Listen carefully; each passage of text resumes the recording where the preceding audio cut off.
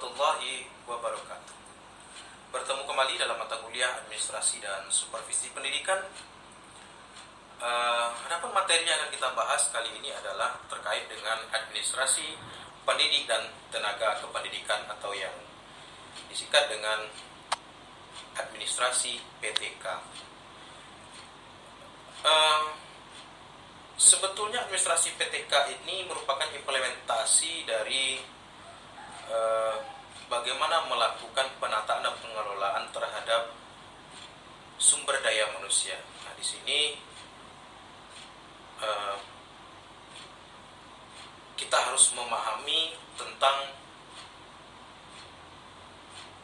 implementasi dari keilmuan manajemen sumber daya manusia. Nah, namun dalam konteks ini, karena yang kita bahas adalah sebuah satuan pendidikan, yaitu sebuah sekolah, maka sumber daya manusia yang secara bersama-sama memiliki visi, misi, dan tujuan yang sama untuk mencapainya, maka di sebuah satuan pendidikan atau sekolah itu ada dua komponen. Yang pertama pendidik dan yang kedua tenaga kependidikan. Pendidik, kita sudah tahu betul bahwasanya yang disebut dengan pendidik itu adalah para guru. Sementara yang disebut dengan tenaga kependidikan adalah ada kepala sekolah. Kepala sekolah itu jika seorang guru diangkat sebagai kepala sekolah, maka dia disebut sebagai tenaga kependidikan. Tapi jika dia sudah kembali statusnya sebagai seorang guru, maka dia disebut sebagai pendidik lagi. Jadi kepala sekolah di sini tergolong kepada tenaga kependidikan. Berikutnya ada pengawas sekolah. Pengawas sekolah itu merupakan orang yang ditugaskan untuk melakukan pengawasan terhadap segala program-program dalam rangka mencapai visi, misi, dan tujuan dari sekolah itu sendiri. Jadi seorang pengawas sekolah itu berasal dari seorang guru yang sudah berpengalaman sebagai kepala sekolah dan mengajukan dirinya sebagai pengawas sekolah. Nah, ada staf tata usaha sekolah, yaitu orang-orang yang membantu mencapai visi dan misi tujuan dari sekolah dalam hal kegiatan-kegiatan yang sifatnya teknis dan operasional sekolah. Ada bendaharawan, ada perlengkapan, dan tentunya ada kepala tata usahanya, dan lain sebagainya. Ada laboran, petugas labor. Petugas labor ini juga tergolong kepada tenaga kependidikan. Ada pustakawan, ada petugas kebersihan, ada petugas keamanan, dan ada driver misalnya atau sopir. Seluruh orang yang bekerja secara bersama-sama untuk mewujudkan tujuan, visi dan misi dan tujuan dari sekolah dalam rangka membantu kepala sekolah untuk itu disebut dengan tenaga kependidikan. Nah, apa langkah-langkah seorang administrator sekolah dalam melakukan penataan dan pengelolaan terhadap pendidik maupun tenaga kependidikan? Kepala sekolah setiap saat harus melakukan analisis terhadap pemetaan sumber daya manusia yang ada di sekolah itu. Tercukupikah beban tugas yang tersedia di sekolah? Apakah itu dari proses belajar mengajar atau tenaga-tenaga pendukung lainnya? Maka setiap saat harus dilakukan evaluasi dan analisis. Tidak diperbolehkan sekolah itu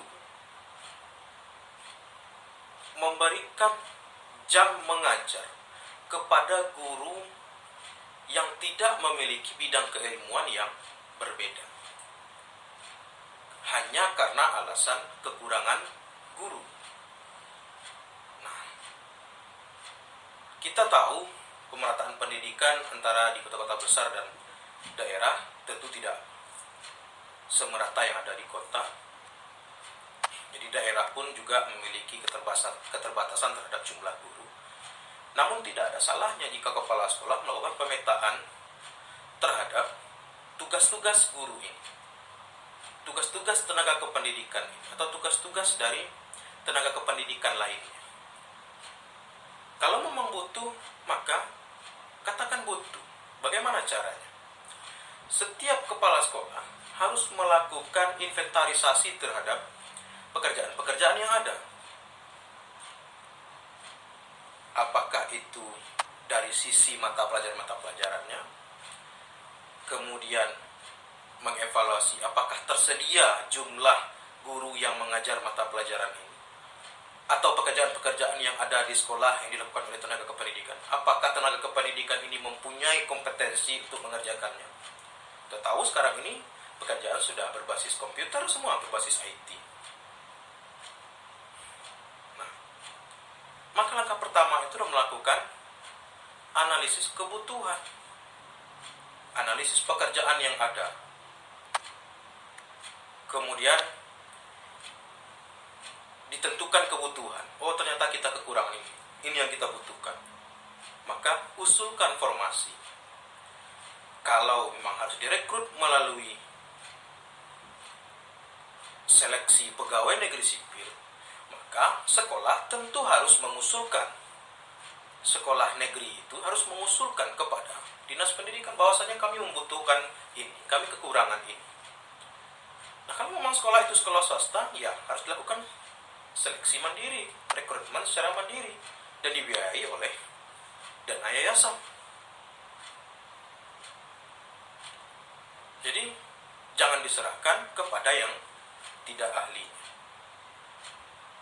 Setelah dilakukan seleksi, setelah ditentukan formasi, kemudian dilakukan seleksi, ada proses rekrutmen.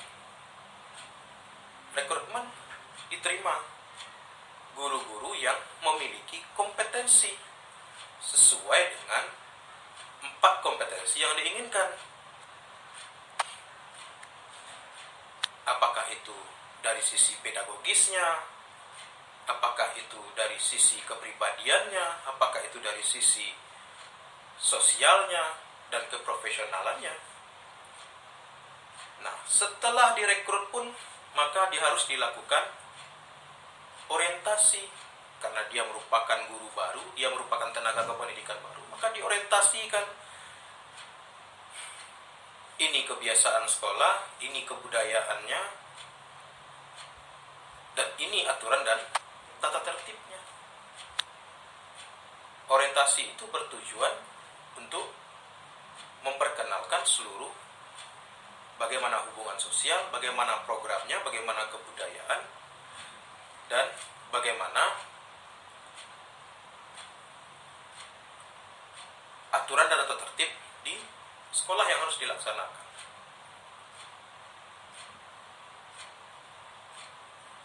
Kita tahu bahwasanya barangkali yang kita rekrut itu sudah sesuai dengan kompetensi.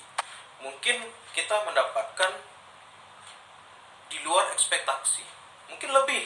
Mereka mempunyai kompetensi yang sangat lebih.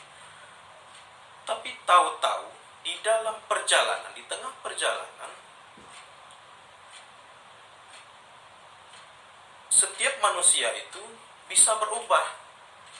Dalam dinamika sosial ada perubahan, apakah itu dari segi kemampuannya, apakah itu dari segi sikap dan kepribadiannya atau keprofesionalannya. Maka pasti akan ada faktor-faktor yang mempengaruhi seseorang itu bisa berubah. Mungkin di awal bagus, tapi tengah jalan mungkin tidak bagus. Misalkan ada permasalahan ekonomi mengakibatkan kemampuan dari sisi keprofesionalnya bermasalah, misalkan. Atau ketika dia diangkat sebagai guru, statusnya masih single atau gadis, seluruh kemampuan dikerahkan untuk mencapai visi, misi, dan tujuan dari sekolah. tahu-tahu setelah berkeluarga, mungkin banyak permasalahan-permasalahan keluarga, mengakibatkan guru yang di awalnya dinobatkan sebagai siswa guru favorit, sekarang sudah dinobatkan sebagai guru yang tidak favorit lagi. Karena apa? Mungkin sering marah-marah di kelas. Apa yang terjadi? Ya mungkin di rumahnya sering dimarahi oleh suaminya misalkan. Tahu-tahu dibawa ke sekolah. Nah, peran dan fungsi dari kepala sekolah salah satunya adalah melakukan pengembangan dan pembinaan terhadap guru-guru. Jadi setelah mereka diseleksi, direkrut, kemudian diorientasi, kemudian setiap saat harus dilakukan yang namanya pembinaan dan pengembangan. Kalau pengembangan terkait dengan kesejahteraan, ya gaji, tunjangan, reward atau penghargaan. Nah ini jelas bahwasanya manusia membutuhkan itu. Kepala sekolah harus mengakomodir itu supaya guru-guru, pendidik atau tenaga pendidikan merasa disejahterakan. Kalau dia pegawai negeri sipil ya oke lah, semua sudah ditentukan, gaji, tunjangan, dan penghargaan. Ya harus ada aktivitas-aktivitas di luar ketentuan pemerintah yang dilakukan kepala sekolah dalam rangka meningkatkan kesejahteraan tadi. Misalnya salah satunya adalah keadilan untuk membagi kegiatan-kegiatan yang mendatangkan income lainnya misalkan ya. Jangan itu ke itu saja orangnya. Itu salah satu bentuk membangun. Kemudian bentuk pengembangan lainnya ada masalah kenaikan pangkat. Nah, saya tidak menjelaskan secara spesifik tentang kenaikan pangkat ini karena semua ada peraturan dan perundangan tentang angka kredit kenaikan pangkat guru. Silakan Anda cari dan search di Google ya. Bagaimana kepala sekolah berupaya secara terus-menerus memotivasi guru untuk melakukan kenaikan pangkat dan jabatan, karena ini berpengaruh terhadap kesejahteraan juga. Semakin naik pangkat dan jabatan, maka semakin naik income atau salary yang didapat. Kemudian guru-guru juga harus mendapatkan hak cuti. Hak cuti juga sudah diatur. Ada hak cuti melahirkan, ada cuti sakit. Ya, jangan dipaksakan kalau memang guru-guru itu harus cuti, dan kepala sekolah juga harus memberikan hak-hak itu. Undang-undang sudah mengaturnya bagi pegawai negeri sipil dan di sekolah-sekolah swasta pun memang rata-rata sudah mengikuti aturan-aturan yang dikeluarkan oleh Kementerian Pemberdayaan Peraturan Negara terkait dengan hak cuti. Silakan Anda pelajari masing-masing rinciannya nanti.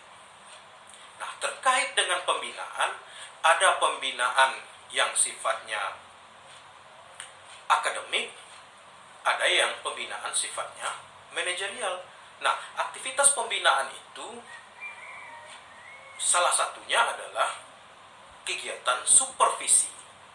Nah, jadi supervisi itu merupakan salah satu bentuk kegiatan pembinaan terhadap pendidik dan tenaga kependidikan. Nah, pembinaan itu terkait dengan supervisi tadi, itu akan kita bahas dalam materi yang lain lagi, yaitu khusus dalam materi supervisi pendidikan. Nah, langkah terakhir yang harus dilakukan oleh kepala sekolah dalam melakukan pengelolaan terhadap PTK, yaitu melakukan evaluasi terhadap PTK secara terus-menerus. Khusus untuk guru, apalagi kalau guru itu pegawai negeri sipil, maka ada dua bentuk instrumen evaluasi. Yang pertama namanya DP3 atau sekarang yang disebut dengan SKP, itu khusus digunakan untuk guru-guru dengan status pegawai negeri sipil. Ya, jadi statusnya pegawai negeri sipil dia dilakukan penilaian di mana instrumen itu dikeluarkan oleh Kementerian Pemberdayaan Aparatur Negara. Instrumen DP3, dulu namanya DP3, sekarang namanya SKP, itu ditandatangani dan dinilai dan ditandatangani oleh kepala sekolah. Butir-butirnya itu berisi tentang penilaian kemampuan secara umum, ya, umum saja, apakah disiplin, tentang kedisiplinan, ya, bagaimana kepemimpinannya, kan, ya, kemudian kepribadiannya seperti apa, ya, ini ya, terkait dengan kemampuan umum saja, karena ini merupakan alat penilaian yang dikeluarkan oleh Kementerian Pemberdayaan Aparatur Negara kepada guru-guru yang statusnya pegawai negeri sipil, termasuk tenaga kependidikan yang statusnya pegawai negeri sipil. Nah, yang kedua, ada alat penilaian atau instrumen yang khusus dikeluarkan khusus untuk para guru-guru, disebut dengan APKG, alat penilaian kemampuan guru.